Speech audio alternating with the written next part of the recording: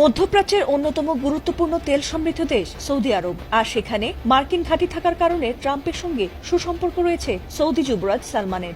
যদিও ইরানের যুদ্ধে প্রতিবেশী দেশ হিসেবে পাশে না দাঁড়িয়ে উল্টো যুক্তরাষ্ট্রকে পরাশক্তি ভেবে তাদের পাশে দাঁড়িয়েছিল সৌদি আরব, কিন্তু সেটি যে তাদের জন্য কাল হয়ে দাঁড়াবে তা বোধ হয় স্বপ্নেও ভাবেনি তারা। আর তাই যুদ্ধের 40 দিনের মধ্যে যুক্তরাষ্ট্র ও ইসরায়েল ইরানের কাছে হাঁটতে বসলে পাকিস্তানের মধ্যস্থতায় যুদ্ধবিরতির জন্য আলোচনায় বসে এই তিন দেশ। আর সেই আলোচনায় ইরানের রাজি হওয়ার পর থেকে আবারও তাদের সঙ্গে সম্পর্ক উন্নয়ন করতে এগিয়ে এসেছে সৌদি। এবার ইরানের পাশে দাঁড়িয়ে পূর্ণ সমর্থনের ঘোষণা দিয়েছে সৌদি আরব।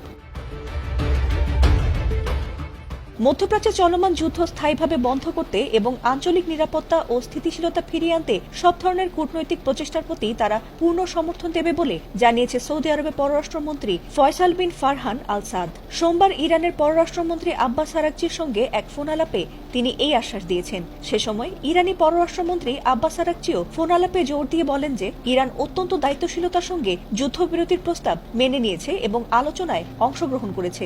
যদিও সেই আলোচনায় মার্কিন পক্ষের মাত্রাতিরিক্ত ও অন্যায্য আবদার এবং অনড় অবস্থানের কারণে বৈঠকটি কোনো সুনির্দিষ্ট ফলাফল ছাড়াই শেষ হয়েছে বলে দাবি করেছেন আরাগচি। এর আগে সংঘাত নিরসনে গত 8 এপ্রিল 2 সপ্তাহের জন্য একটি যুদ্ধবিরতি কার্যকর হয়, যার সূত্র ধরে ইসলামাবাদে দুই পক্ষ আলোচনায় বসেছিল। সেখানে ইরান সেনা প্রত্যাহার ও নিষেধাজ্ঞা তুলে নেওয়ার দাবি সম্বলিত 10 দফা প্রস্তাব পেশ করলেও দীর্ঘ 21 ঘণ্টার আলোচনার পর কোনো সমঝোতা ছাড়াই প্রতিনিধি দল তেহরানে ফিরে আসে।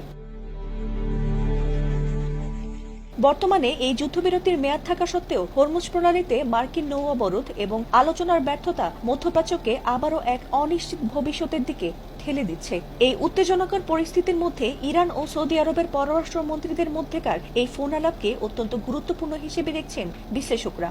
যদিও যুক্তরাষ্ট্র ও ইরানের মধ্যকার এই সংকট দূর করতে সৌদি নতুন করে কোনো ভূমিকা রাখতে পারবে কিনা সেটি এখন দেখার বিষয়।